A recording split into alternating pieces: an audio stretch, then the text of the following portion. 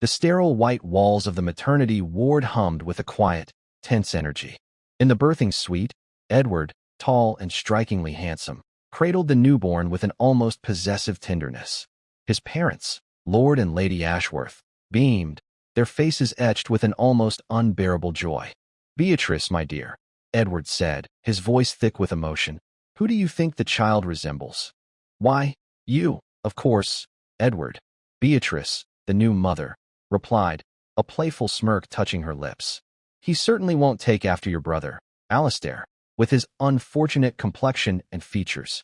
"Indeed," Lord Ashworth chimed in, his voice booming slightly. "The babe must take after Edward. It's only fitting." A nearby nurse cast a fleeting, sympathetic glance towards Alistair, who stood awkwardly by the window, his face a mask of forced neutrality. Beatrice, sensing perhaps a shift in the atmosphere, quickly added, "Alistair, darling, we're only jesting.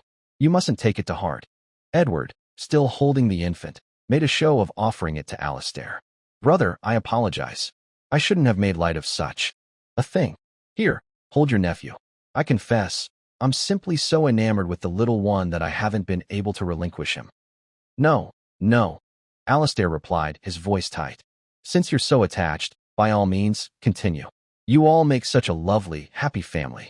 It was as if a veil had been lifted. Alistair blinked, the sterile scent of the hospital filling his nostrils, and he was back, reliving the day of his wife's delivery. In his past life, he had unknowingly worn the horns of a cuckold, toiling tirelessly like a beast of burden for his family. When the truth finally surfaced, they had turned on him, accusing him of abandoning his wife and child, of neglecting his filial duties. The ensuing scandal, meticulously orchestrated by them, had led to the ruin of his hard-earned company. They had stripped him of everything, leaving him a pariah, to die alone and penniless in a squalid rented room. This time, he would not endure it in silence. Beatrice's face contorted in a mixture of anger and disbelief. "Alistair, what are you implying? You all make such a lovely family. Are you not my husband? Is this not your child?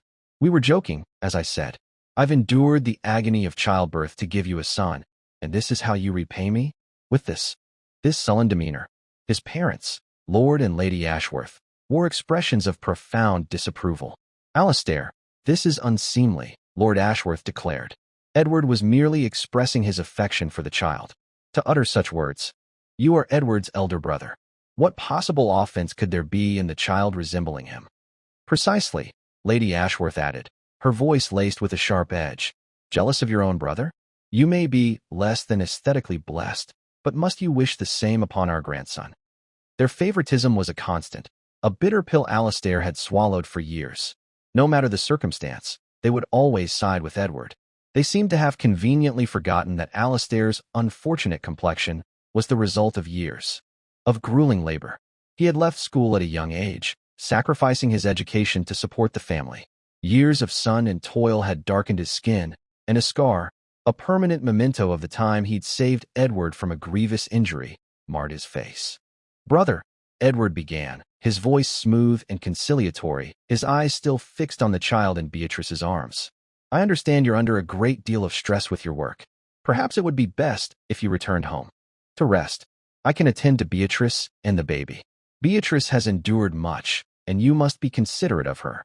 No matter how demanding your work, you mustn't bring your anxieties home. You might frighten the little one." His words painted him as the magnanimous, understanding sibling, while Alistair was cast as the unreasonable one. "My good brother, indeed," Alistair thought bitterly. "See," Beatrice said, lifting her chin with the haughty air of a queen. "Edward is always so considerate." She turned her gaze to Alistair, her eyes flashing. "Don't forget, Alistair, it was my influence that brought you your success. And now, I've borne an heir to the Ashworth line. What more could you possibly desire?" "Indeed," Lady Ashworth echoed. "Beatrice is truly a blessing. Since she joined our family, everything has prospered. And now, she's given us a precious grandson. Alistair, I simply cannot fathom your thinking." "We're all overjoyed," Lord Ashworth added, shaking his head.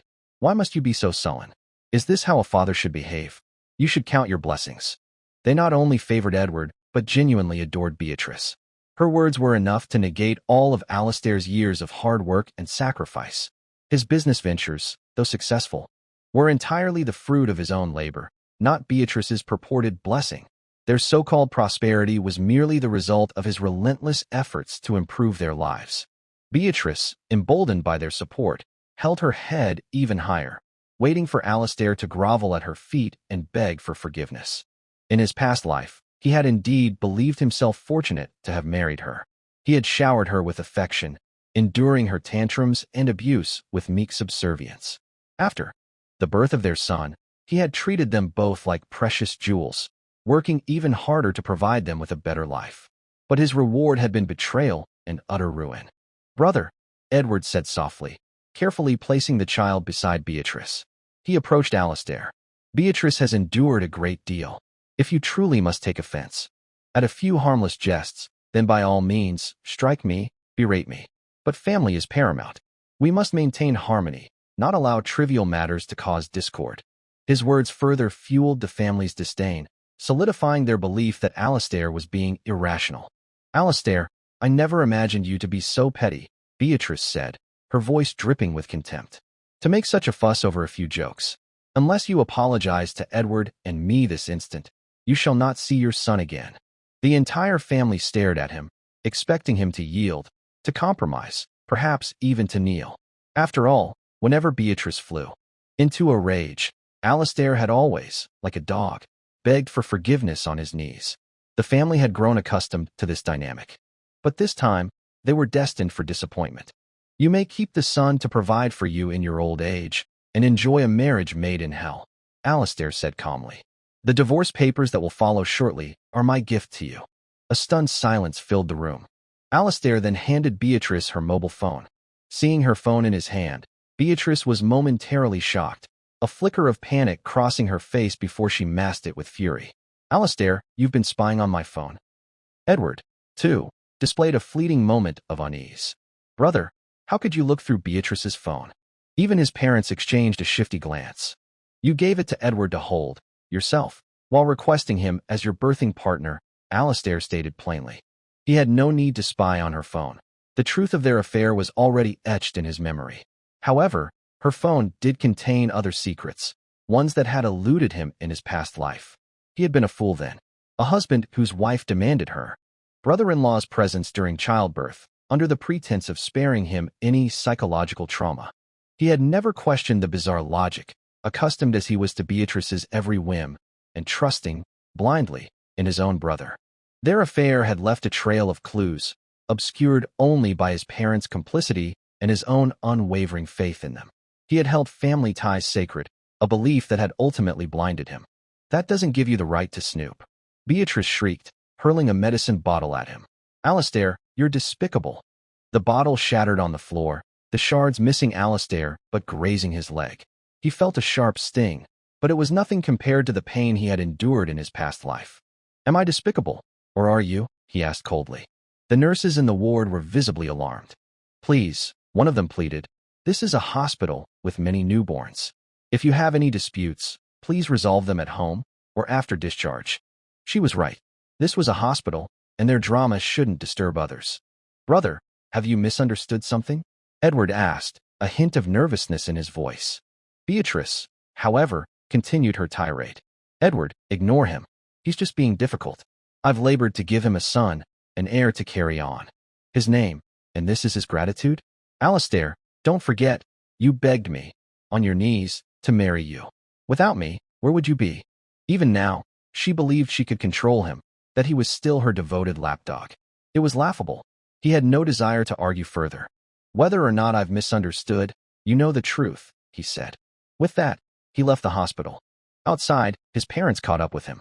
"Alistair, you must have misunderstood," Lord Ashworth said, his voice strained. "Go back and apologize to Edward and Beatrice. If you do, we'll ensure this matter is put to rest." Even now, knowing that their charade was crumbling, they continued to side with Edward. Their purpose in following him was not to reconcile, but to demand an apology. "Apologize? Why should I apologize to them?" Alistair said, his voice laced with bitterness. "They are the ones who have wronged me, betrayed me. What apology is due from me?" "Alistair, you can't simply jump to conclusions based on a glimpse of Beatrice's phone," Lady Ashworth argued. "Young people sometimes exchange heated words. You're always busy with work. Naturally, Edward would want to care for Beatrice in your absence. You're the elder brother. You should be more magnanimous." He laughed, a hollow, mirthless sound. He was deemed ungenerous for refusing to apologize, while Beatrice and Edward's affair was painted in such noble colors. Were these truly his parents? Then again, in his past life, when he had been cast out, they had similarly protected only Edward. In their eyes, Edward was their only son, and all of Alistair's years of hard work and sacrifice were, in their view, rightfully Edward's due. He had always believed that, as the elder brother, he bore the responsibility of supporting the family. When their circumstances were dire, he had worked tirelessly, often going hungry himself, so that his family never would. But his sacrifices now seemed like a cruel joke. Seeing him laugh, Lord Ashworth frowned in displeasure. "Alistair, on such a joyous occasion, must you create such discord within the family? So, in your view, I am being unreasonable?" "Of course you are," Mother interjected vehemently. "Even if the child isn't yours, it carries our family's blood. What is there for you to make such a fuss about?" His mother's words left him momentarily speechless, stunned by their audacity. "Your mother is right," Father quickly added. "Since everything is out in the open, you should go back inside and apologize right now. That way you'll be the child's father. Edward won't hold it against you. He's sure to have more children in the future. There's nothing wrong with this one being under your name. It's the best way to keep the family happy, Alistair." He continued, "You should also be grateful that Beatrice was even willing to marry you, looking the way you do. What other woman would have you? Now that she's given birth to a son, you should appreciate what you have." Alistair could only gape at them, unable to utter a single word. They were such good parents, indeed. "Brother," Edward's voice cut through the air. He had followed them outside. Thud. He suddenly knelt before Alistair. "Brother, I've wronged you," Edward said, his voice choked with emotion. "But the child is innocent. Strike me, berate me, do whatever you wish, but please don't divorce Beatrice. I'll be your servant for the rest of my life. Just please forgive me." He began to slap himself, each blow resounding loudly. Alistair narrowed his eyes, watching him. His good brother was truly adaptable. He clearly understood that the truth could no longer be concealed. A dramatic display of remorse, a plea for forgiveness. These were mere facades. It was Alistair's company that Edward truly coveted. Furthermore, if Alistair divorced Beatrice, she would undoubtedly cling to Edward, making it difficult for him to escape. If not for his past life's experience, Alistair would never have seen through him. It was a sad realization that the brother he had always cherished could be so calculating. Because he had been deprived of a proper education, he had placed all his hopes on Edward. He had worked multiple jobs, nearly collapsing from exhaustion, to ensure Edward could attend the best schools. From primary school to university, Alistair had provided every penny of Edward's tuition. When Edward had clashed with some ruffians, it was Alistair who had taken a knife blow meant for him, saving Edward from disfigurement. He had asked for nothing in return, only that Edward make something of himself. And Edward had indeed made something of himself. A scheming, treacherous individual who would betray his own brother without a second thought. "Edward, get up," his parents urged, rushing to pull him to his feet. They glared at Alistair. "How dare you let your brother kneel before you? What do you want?" Edward's repayment was indeed something Alistair could not accept. "I should be asking you what you want." His father, enraged, lunged forward to slap him, but Alistair caught his wrist in a cold grip. "By what right do you strike me?" His father was furious. "You insolent brat. A father has every right to strike his son. Let go." "Then a brother kneeling before his elder is also justified," Alistair replied coldly. Edward's repayment was unacceptable, but his kneeling was not. "You've gone mad, Alistair. You've gone mad." His father roared, and his mother pounded on him. Edward remained kneeling, his face a mask of stunned disbelief. He likely never imagined that his weak, docile, easily manipulated elder brother could transform so drastically. Alistair released his father's hand. "I'm not mad. You are." He had no desire to engage with them further. He had more important matters to attend to. Since fate had granted him a second chance, he would seize the opportunities before him. His family would no longer be his shackles. This time, he would not allow them to leech off him. And, of course, he would make them pay for their deeds. 3 days later, Beatrice, cradling the child, along with Alistair's parents, appeared at his company. Beatrice looked radiant, her face fuller, a testament to the care she had received from Alistair's parents and brother. "Baby," she cooed, her voice syrupy sweet, in front of the entire company staff. "Come, let Daddy hold you." But Alistair did not reach for the child. Instead, he presented a divorce agreement and a document severing all familial ties. "Sign these 2 documents, and you will receive 1 million, he said, pushing the papers towards them. Beatrice's face stiffened, a flicker of anger in her eyes, quickly suppressed. His parents, too, seemed on the verge of an outburst, but they restrained themselves. "Husband," Beatrice said, feigning a heartbroken expression, forcing out a few tears. "Are you truly so heartless? To abandon me and the baby? To cast aside your own family? I don't understand what I've done wrong. I've endured the pain of childbirth to give you a son, and this is how you treat us." Her performance quickly garnered sympathy from some of the employees. Whispers began to circulate, criticizing Alistair, especially since Alistair had recently made a decision which met with a great disapproval among the company members. The simmering discontent found its outlet now. The whispers grew louder, more accusatory. Beatrice, perhaps surprised by the effectiveness of her tears, intensified her act, sobbing dramatically and recounting Alistair's supposed transgressions. His parents, seeing their opportunity, joined in, their voices rising in a chorus of condemnation. Alistair became, in the eyes of many, a man who would abandon his wife and child, a man who would disown his own parents. Some employees even threatened to resign. Beatrice and his parents grew increasingly smug. Alistair simply watched their performance, his expression unreadable.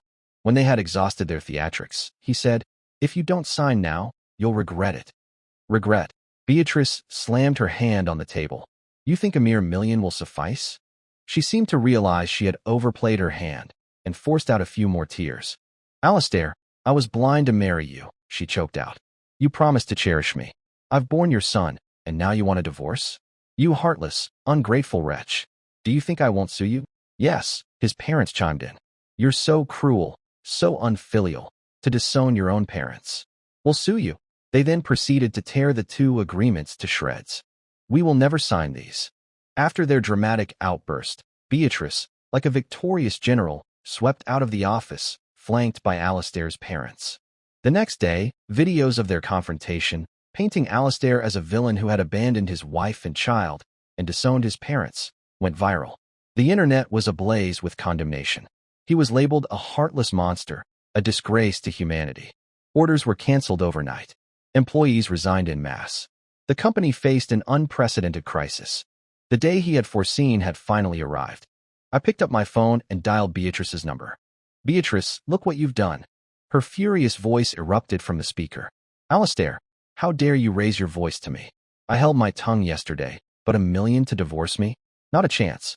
Beatrice, are you trying to ruin me? Do you realize the company is on the verge of bankruptcy?" "Bankruptcy?" Her voice faltered. "How can the company be bankrupt? Alistair, don't try to deceive me.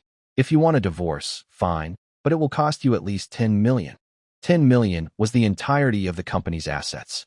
It was equivalent to handing her the entire business. Her greed truly knew no bounds. But this was precisely what I had anticipated. In my past life, she and Edward had meticulously schemed to seize my company, draining me of everything. The human heart is insatiable. When I had initially offered them $1 million to sign the agreements, they naturally scoffed at it. I'm telling you, the company is about to collapse. Are you sure you still want it? Alistair, stop trying to fool me. A company that size doesn't just go bankrupt overnight. Do you take me for an idiot? The bottom line is this. Give me the company, and we can divorce, Beatrice said coldly. Beatrice, are you truly so heartless? You're the heartless one. I've borne an heir for the Ashworth line, and you turn your back on me, trying to cast me aside like a worn-out tool? There's no such thing as a free lunch, Alistair. Beatrice sneered. Are you certain the child is mine? Alistair, since you're aware, there's no point in hiding it. With your appearance, would I ever bear your child? Don't be ridiculous. The child isn't mine, yet you still demand my company? Beatrice, aren't you afraid of retribution? Bah, if it weren't for my influence, you wouldn't be where you are today. I'm merely taking what is rightfully mine. Merely taking what is rightfully mine. Beatrice's words were a shocking new low, even for her. I suggest you think carefully before making a decision, I said, and then hung up.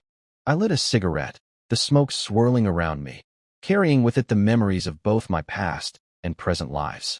2 lifetimes of hatred. I would make them repay it all. Soon, my phone began to ring incessantly. First, it was Beatrice, then my parents, then Edward. I ignored them all until they finally drained the battery and the phone went dead. That evening, I returned to the house that was both familiar and foreign. Alistair, where have you been? I couldn't find you at the company, and you weren't answering your phone. Are you doing this on purpose? Beatrice exploded the moment she saw me. Clearly, they had tried to reach me and had even gone to the company looking for me. My parents, anxious and fretful, complained, Alistair, how could you not inform us of such a major crisis? Inform you? You're pretending ignorance? This matter is all over the internet. Are you telling me you weren't aware? Besides, I called Beatrice immediately. Don't tell me you only found out about it after I called her, I said coldly. We did indeed find out after you called Beatrice, my parents said. We don't usually go online. Alistair, from the tone of your voice, are you blaming us for this? My parents glared at me. Only Edward remained relatively composed. Brother, what exactly happened? You're asking me? I should be asking you, I said, my gaze sweeping over them, filled with grief and indignation. Do you want me to be ruined so badly? It wasn't enough to cause a scene at my company yesterday. You also posted the video online. Now the entire internet is condemning me. The companies I worked with have severed ties. All orders have been canceled, and even my employees have left. The company is bankrupt, and I'm facing a massive amount of compensation claims. Are you satisfied now? Are you happy? Don't talk nonsense. Beatrice shrieked. Who said we posted those videos online? Don't make false accusations. If it wasn't you, then who? I said angrily. Beatrice, even if you dislike me, even if you despise me, you shouldn't have done such a thing out of spite. Ruining me is one thing, but you've also ruined the company. You know this company is our family's lifeline. Alistair, you're making baseless accusations. Beatrice's face was white with rage. What proof do you have that I posted those videos? My parents remained silent. After all, it was a fact that they had caused a scene at the company yesterday, and it was also a fact that the company was the family's lifeline. They even began to cast suspicious glances at Beatrice. As they said, they rarely went online, so they couldn't think of anyone else besides Beatrice. Beatrice's face turned even whiter, her chest heaving violently. Alistair, if you don't explain yourself clearly today, I'm not finished with you. Enough, Edward interjected. Edward, are you shouting at me too? Beatrice's eyes reddened, as if she had suffered a great injustice. Do you also believe I posted those videos? It was you who told us to take the child to the company yesterday. Are you turning on me now? But I didn't tell you to cause a scene. I said to discuss things calmly with brother, Edward said. Beatrice's tears flowed freely, this time genuinely. How could we be calm? He wants to divorce me, to sever ties with you, and he only offered us $1 million. Would you agree to that? Besides, there were so many people at the company yesterday. Why are you accusing me of posting the video? It's no longer important who posted those videos, Edward said, ignoring Beatrice and turning to me. Brother, is the situation really this dire? Didn't you go to the company to see for yourselves? I said wearily. I have no solutions now. It would be more accurate to say they had gone to the company to investigate. Then why did you come back here? Beatrice started shouting again. If you have no solutions, then go find some. The company cannot fail. You must save it, even if it kills you, or I'll make your life a living hell. Edward frowned. Beatrice, please go look after the child. Slap. Beatrice suddenly slapped Edward. What did you call me? Beatrice, Edward said, clearly suppressing his anger. Yes, you call me Beatrice now that your big brother is back. When your brother isn't around, you call me my little minnow. Edward, it's all out in the open now. Do you still need to be afraid of him? I felt a shiver run down my spine. My little minnow. How utterly disgusting. Enough. Edward, unusually, lost his temper. This is not the time for your tantrums. Beatrice, even more defiant, sat on the floor, throwing a tantrum and crying. None of you are any good. I endured the pain of childbirth, and this is how you treat me. I smiled inwardly.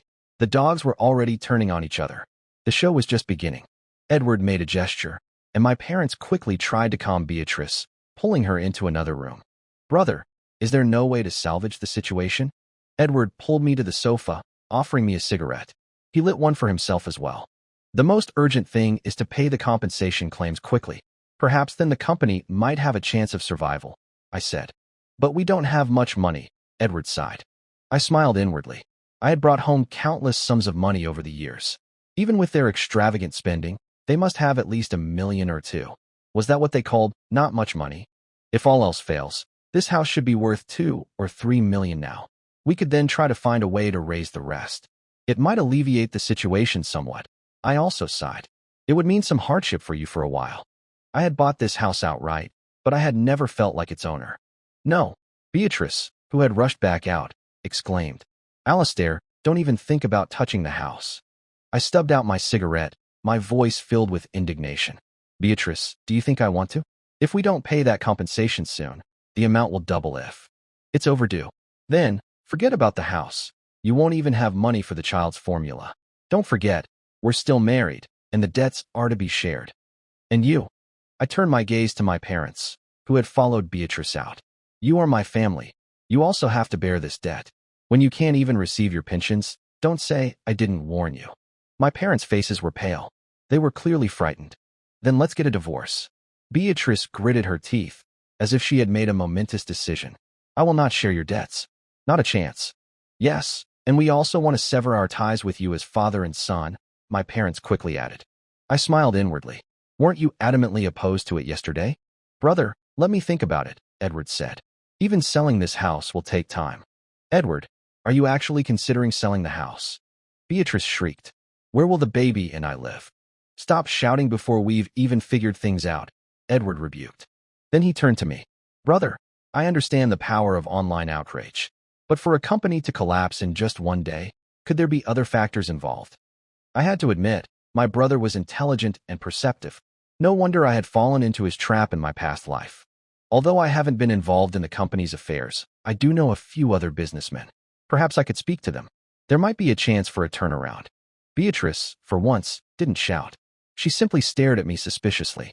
Alistair, are you trying to trick us into signing the agreements, and for free at that? I sneered. Even if I wanted to deceive you, I couldn't. I've made things clear. What you choose to do is your own business. With that, I turned and left the house. 3 days later, Beatrice and my parents found me in a dilapidated rented room. This was the very room where I had died in my past life. Beatrice looked disgusted, and my parents frowned. Their privileged life had made them utterly repulsed by anything associated with poverty. Alistair, I can't believe you're actually living in a place like this. Beatrice laughed, seeing my impoverished state.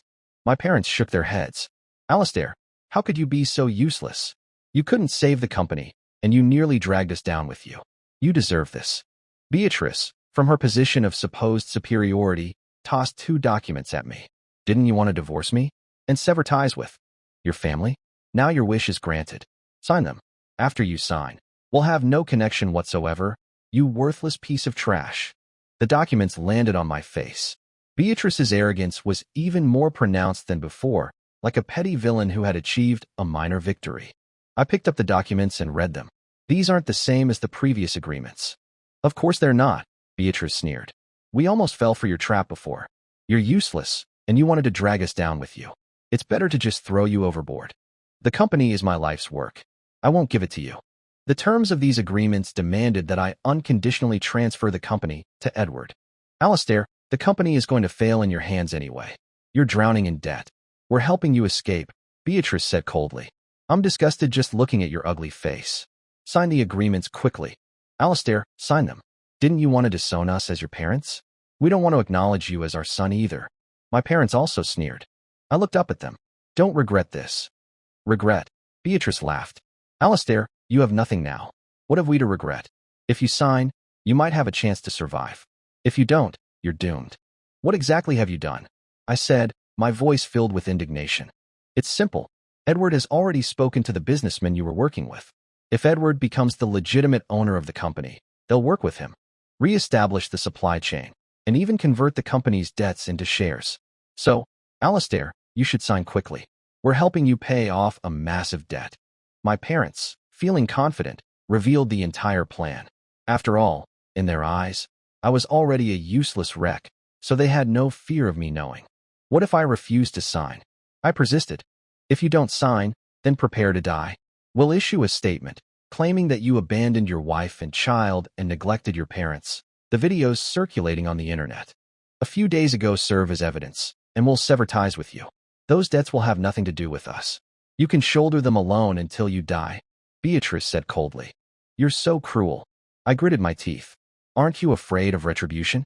Alistair, you brought this upon yourself.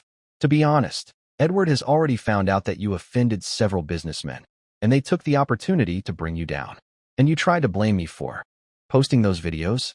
If there's any retribution, it's your own, Beatrice said impatiently. Just sign the agreements. I don't want to stay in this place a moment longer, and I don't want to see you again. Alistair, sign them. The company will only collapse under your management, but it's different with Edward. Can you even afford such a huge debt? We're waiting to celebrate with Edward, so don't waste our time, my parents added impatiently. Celebrate. They were so sure of themselves. Fine, I'll sign. I gritted my teeth and signed my name on the documents. Beatrice snatched one copy of each agreement. You worthless trash, don't ever let me see you again. Then, she and my parents strode away. Looking at the two agreements that belonged to me, I smiled. 1 month later, the largest manor in the city. I was hosting a celebratory banquet for the businessmen I had always worked with. We were celebrating our recent acquisition of a major city planning project. This project alone would provide us with ample work for years to come. Moreover, the stocks I had advised them to buy a month ago had skyrocketed, making them all incredibly wealthy. Everyone at the banquet was toasting me, treating me like their personal god of wealth. Having been reborn, there were certain opportunities one had to seize. For example, the major city planning project was something that most people wouldn't know about until it was publicly announced. But I knew. Because we had positioned ourselves in advance, we were able to secure it smoothly. As for the stocks, it's called gambling if you don't know the outcome. But if you know the outcome in advance, it's like picking up free money.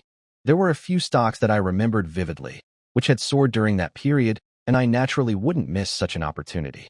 The reason I brought these businessmen along to make money was that they had all treated me well in my past life. And I also needed them to cooperate with me in a charade. You can't make all the money in the world alone. Only when everyone profits together is it truly considered prosperity. Why can't we go in? This is a private manor. You can't enter without an invitation. We just want to see Mr. Cheen for 10 minutes. Suddenly, some people, disregarding the guards, barged into the manor. To my surprise, it was Edward and Beatrice. When they saw me, they froze. Alistair, you ugly creature, what are you doing here? Beatrice shrieked. I waved the approaching security guards back. Why shouldn't I be here? This manor is mine. I should be asking you, what are you doing trespassing on private property? This manor is yours. How is that possible? Beatrice's eyes widened in disbelief. Edward was also stunned. Brother, what's going on? They had assumed I would be lying in that dilapidated rented room, waiting to die. Unfortunately for them, they were destined for disappointment. Beatrice quickly convinced herself that she had seen through everything. She sneered. Alistair, you're truly shameless. You have nothing, yet you're still pretending to be someone important. This manor is yours. That's laughable. It seems you've sneaked in here, planning to cling to us. Let me warn you, we have no connection to you anymore. Go back to your pathetic rented room and don't embarrass these esteemed gentlemen. Her ridiculous ignorance didn't make me laugh. It only filled me with sorrow. Why had I ever been a lapdog to such a woman? Silence, Mr. Cheen roared. Who do you think you are, to speak to Brother Alistair like that? Mr. Cheen, have you lost your mind? My husband, Edward, is your brother, not him. He's just a penniless nobody, and an ugly one at that. Someone like him should be thrown out. Slap. Before Beatrice could finish her sentence, Edward slapped her. Shut your mouth. Edward, you dare to hit me? Beatrice clutched her face, trembling with rage. I'm helping you and you hit me? The one who's lost their mind is you. You stupid woman. Edward shoved Beatrice aside. Get out of here. You have no right to speak. Brother, what's going on? Is this manor really yours? Don't call me brother. We have no relationship anymore, I said coldly. Edward turned to Mr. Cheen. Mr. Cheen, why did you terminate our cooperation? Mr. Cheen sneered. Did you really think you were worthy of working with us? Edward turned his gaze back to me. So, this was all your design. You treated Brother Alistair so poorly. We're merely helping Brother Alistair seek justice. Edward, if anything, it's your own fault. Mr. Cheen and the other businessmen said. A month ago, Edward, believing he had secured a deal with Mr. Cheen and the others, thought he could bypass me. After seizing my company, he envisioned great success, unaware that he was stepping deeper and deeper into the trap I had laid for him. The entire affair was a charade, orchestrated by Mr. Cheen and the other businessmen, in cooperation with me. Edward considered himself intelligent, but his cleverness was his undoing.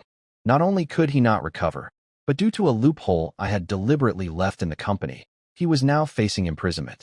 Edward staggered back a few steps, laughing bitterly. After I took over the company, I mortgaged the house and used all our savings, thinking I could reach even greater heights. I never imagined that it was all a trap from beginning to end. Alistair, is this how you treat your own brother? Before you ask me how I'm treating you, ask yourself this. Where did your house, your savings, and your tuition fees from primary school to university come from? I have never wronged you in any way. But how have you treated me? I said, my face expressionless. Beatrice was no longer shouting. She simply stared at me with wide eyes.